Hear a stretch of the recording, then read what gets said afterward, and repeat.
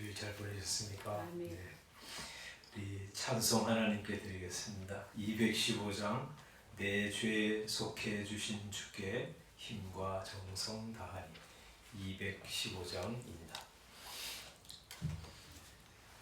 내 죄 속해 주신 주께 힘과 정성 다하니 나의 온갖 언행심사 주를 위한 것일세.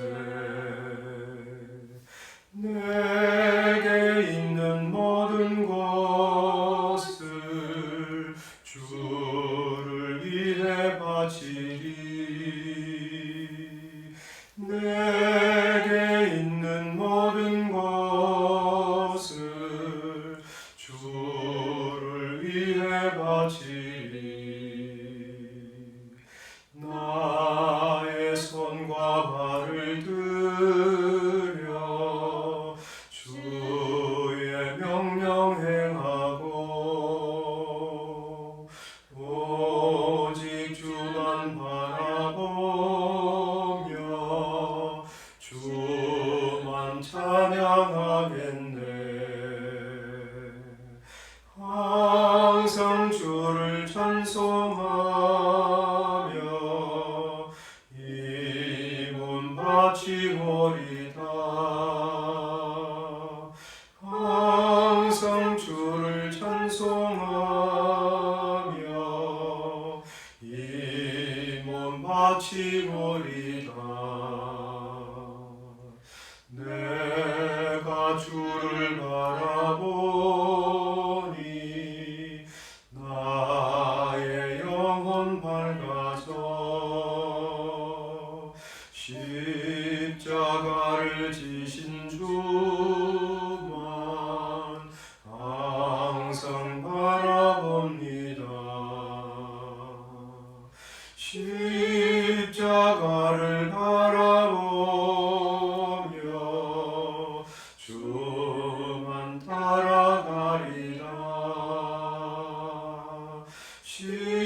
십자가를 바라보며 주만 따라가리라.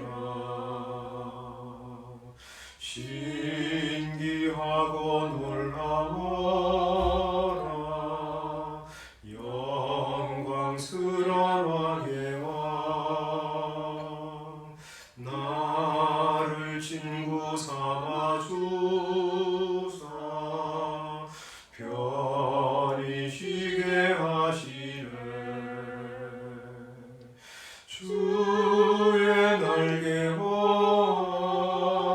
아래 영원한 식 얻겠네. 주의 날개 아래 영원한 식 얻겠네.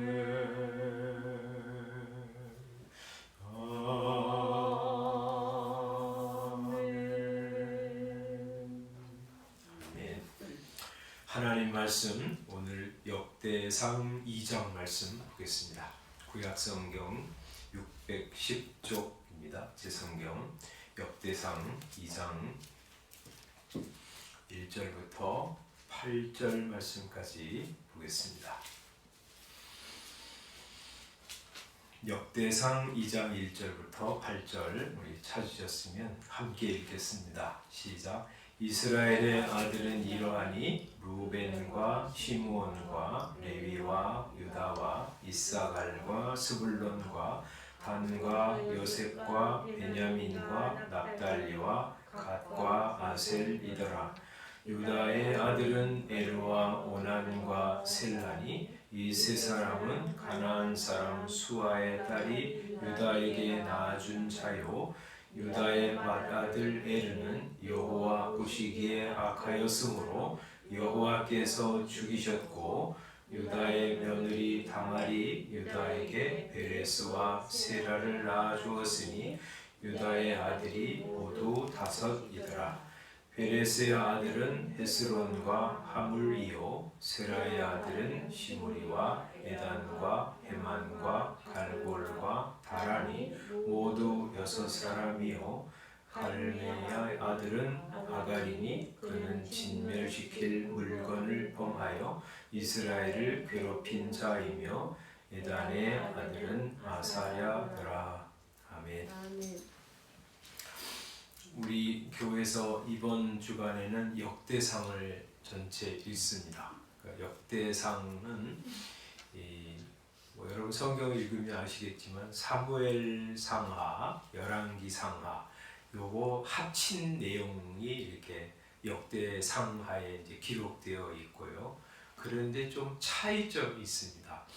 우리 사무엘 상하하고 역대 상하는 우리 왕을 세우기 위해서 사무엘이 태어난 때부터 이스라엘이 포로 잡혀간 때까지의 사건을 기록한다면 이 역대 상하는 아담부터 시작해서 이스라엘 백성들이 바벨론 포로에서 돌아온 그것까지 이렇게 기록을 하고 있어. 두 번째 차이는 이 사무엘 상하하고 열왕기 상하는 이 이스라엘 왕들 중심으로 역사를 기록하고 있다 그러면 물론 이 역대 상하도 왕 중심으로 기록되어 있지만 특별히 성전 중심으로 성전 예배를 중심으로 기록되어 있습니다.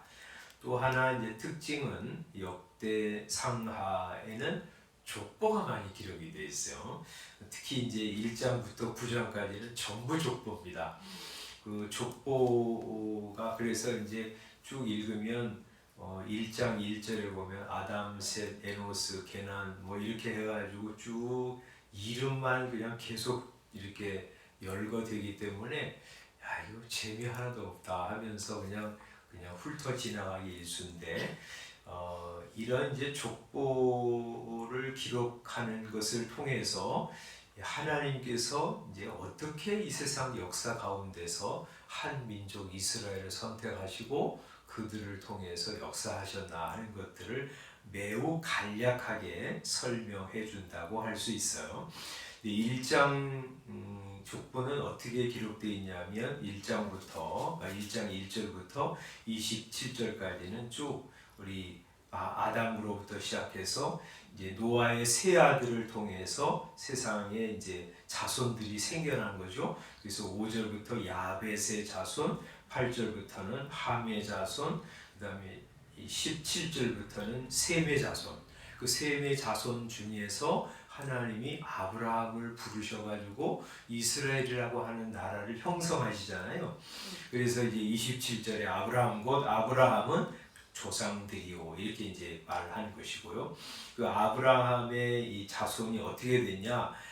이삭과 이스마엘이 두 아들이잖아요. 근데 이삭을 얘기하기 전에 항상 족보는 우리 제외되는 사람들 먼저 쭉 기록을 하고 그 다음에 본 정통 자손들을 이렇게 기록하는 그런 습관을 가지고 있어요. 그래서 이제 이스마엘 족보를 먼저 쭉 얘기한 다음에 그 다음에 이제 이삭 얘기를 하잖아요. 이삭 얘기를 할 때 이삭의 아들이 또 에서와 이스라엘이잖아요. 야곱이잖아요. 그래서 34절에 보면 쭉 이 이스라엘인 야곱의 족보를 얘기하기 전에 에서의 족보, 에돔 족속이죠. 그것을 이제 34절부터 54절까지 쭉 이제 얘기하고 그 다음에 이제 이스라엘의 족보, 야곱의 후손들의 족보를 이제 기록하기 시작합니다.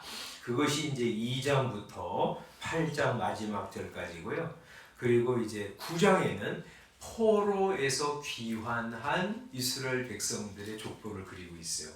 그러니까 지금 이제 역대기 상하는 누구를 대상해서 쓴 책이냐면 이 바벨론 포로에서 돌아온 이제 이스라엘 백성들의 남은 사람들을 이제 대상으로 쓴 책이에요. 그러면서 이제 그들에게 이전의 족보를 쭉 설명하면서 너희의 족보는 어디까지 연결되냐면 너희의 조상들인 아브라함의 후손이 이스라엘 12지파에게 속해 있는 거다 하고 설명해 주므로 너희는 단지 그냥 어디서 뭐 굴러 들어온 존재가 아니라 하나님께서 예전부터 온 세상 가운데서 한 민족 이스라엘, 독특한 민족이죠. 하나님을 섬기는 이스라엘 민족들의 후예다. 너희는 그간 70년 동안 포로로 고생하면서 여기 와서 그냥 지금 조그만 공동체를 이루고 있지만 그러나 너희의 신분은 그들과 맞닿아 있다. 하나님이 선택하시고 사랑하시고 다시 돌아오게 한 하나님의 백성들이다 하는 것을 알려주시기 위해서 이 편지를 이 책을 쓰시는 거거든요.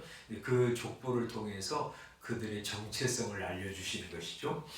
그러면서 이제 족보를 쭉 해나가는 것인데 2장 1절 우리가 읽은 말씀에 보면 이스라엘의 아들들, 야곱의 아들들이죠. 12지파를 이렇게 설명을 하고 있어요.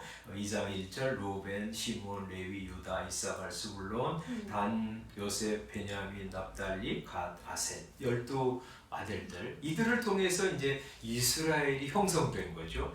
그런데 이제 족보는 그렇게 루벤, 시므온, 레위, 유다 이렇게 쭉 이제 열거를 하지만 실제로 처음 얘기하는 그런 지파는 유다 지파를 이제 설명하는 거죠, 그죠? 3절부터 유다의 아들은 이렇다. 5명이에요. 근데 유다 지파를 왜 먼저 설명할까요? 유다에서 다윗 왕이 나왔고 그리고 유다 지파에서 우리 주 예수 그리스도께서 탄생하셨기 때문이죠. 그래서 이제 형식상으로는 말이죠. 이 르우벤이 장자였지만 이 아버지의 첩을 간통함으로 장자의 명분을 잃어버렸고 장자의 이제 이 요셉이 장자 역할을 했고 또 그 다음에 동시에 이 유다도 장자 역할을 한 지파였어요. 그래서 유다 지파를 먼저 소개를 하고 있습니다. 근데 이 유다 지파를 쭉 소개하면서 이 족보가 말이죠. 이상한 얘기를 하는 거예요. 죄 얘기를 하는 거예요. 그죠? 우리가 족보를 쓴다. 우리가 이제 족보를 쓴다 그럴 때 우리 자손은 뭐 했고 뭐 정승에 올라갔고 뭐 위대한 일을 했고 나라에 큰 공헌을 했다. 그런 사람 얘기 쓰잖아요. 저희 이제 몇십 년 전에 우리 집안에서도 제가 이제 진주 하시거든요. 근데 우리 족보를 만든다.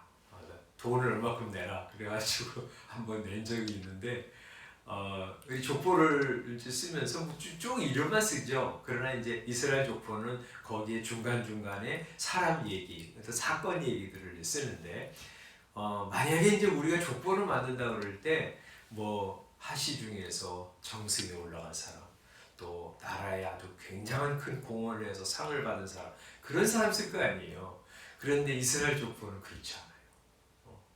뭐 써요? 여기 우리 3절에 보면요. 유다의 아들이 에르와 오난과 셀라 세 사람인데 그 세 사람이 누구와 결혼해서 낳은 사람이냐면 가나안 사람 수아의 딸이 유다에게 낳아준 자라. 이렇게 하면서 이거 벌써부터 이상한 얘기를 하는 거예요. 본래 말이죠.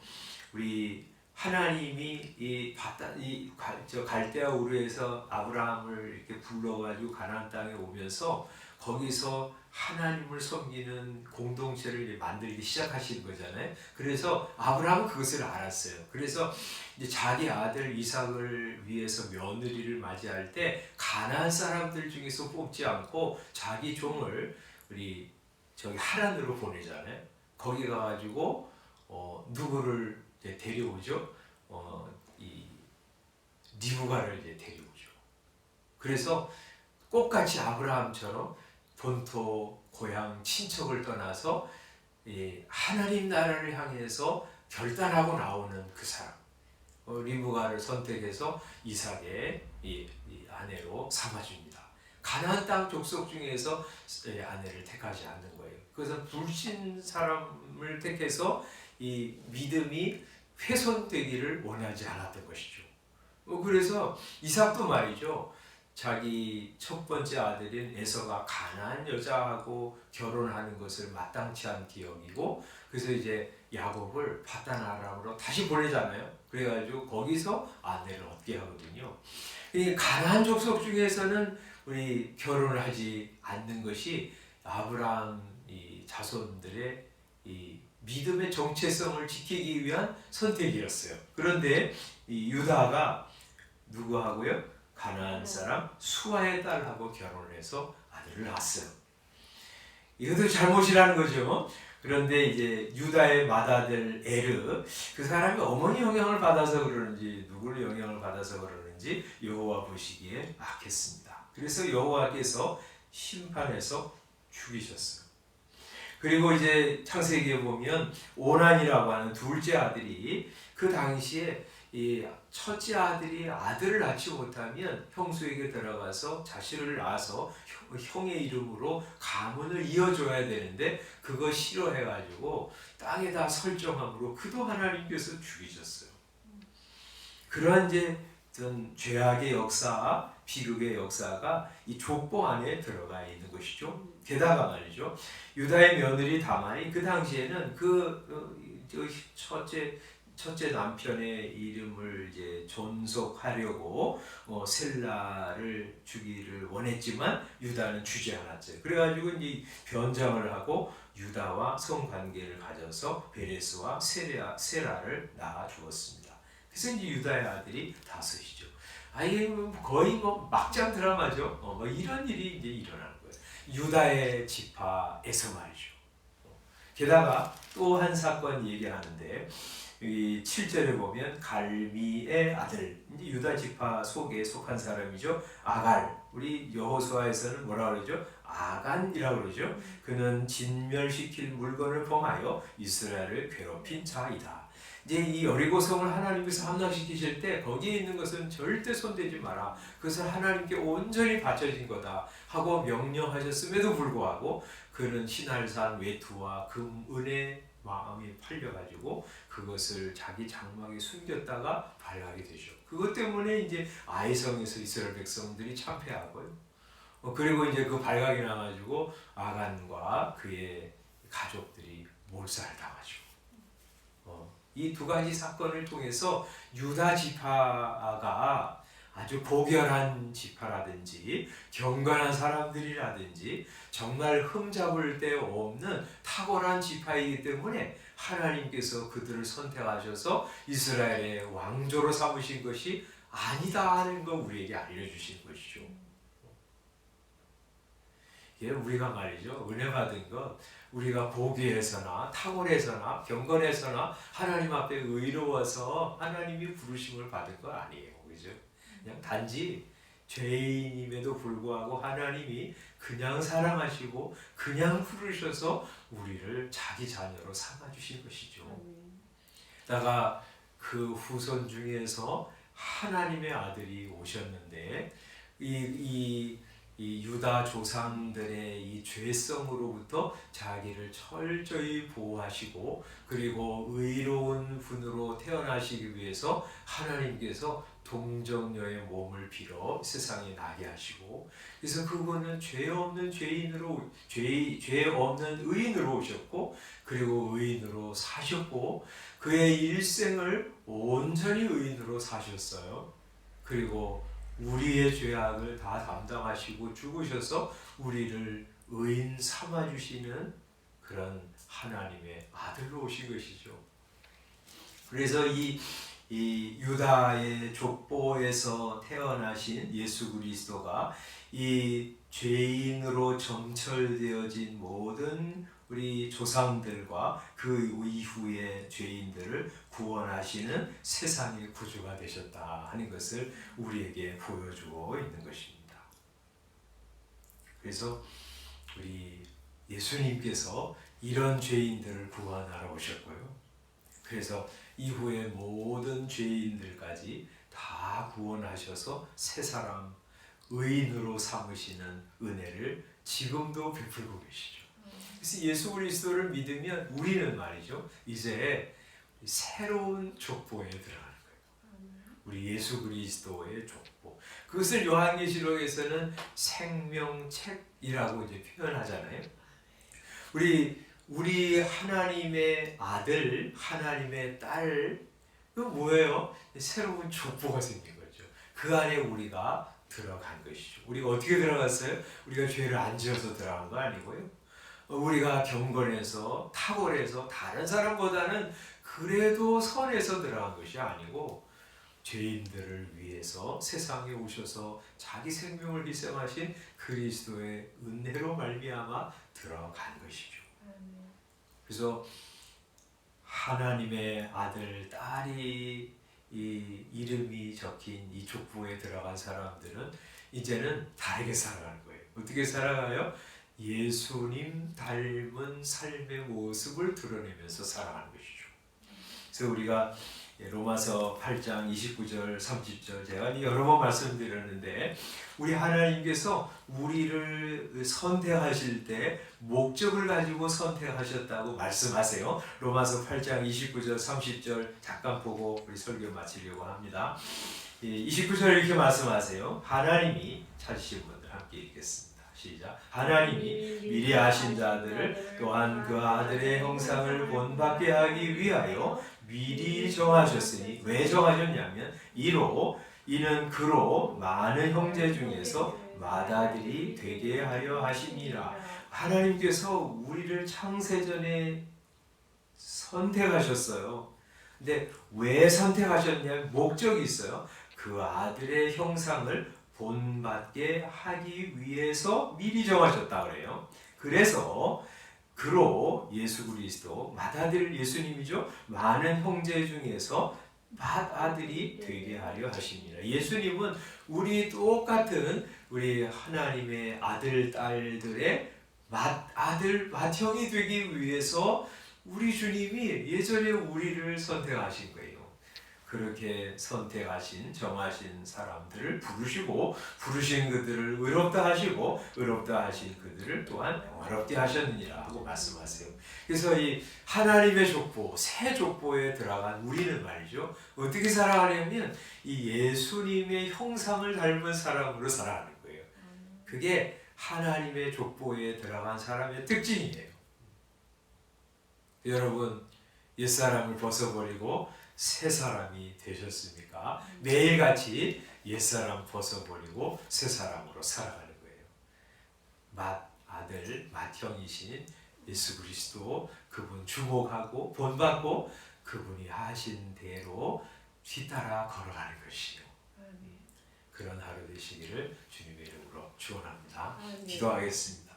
아버지 하나님, 이 죄와 허물로 죽은 우리 하나님 알지 못한 채 세상의 풍조를 따라서 우리 어둠의 권세 잡은 자를 따라서 멸망의 길을 치달려가던 우리 주님이 부르시고 새 사람 되게 하시고 하나님의 아들 딸들의 이름이 적힌 생명책에 이름을 기록해 주신 거 감사합니다.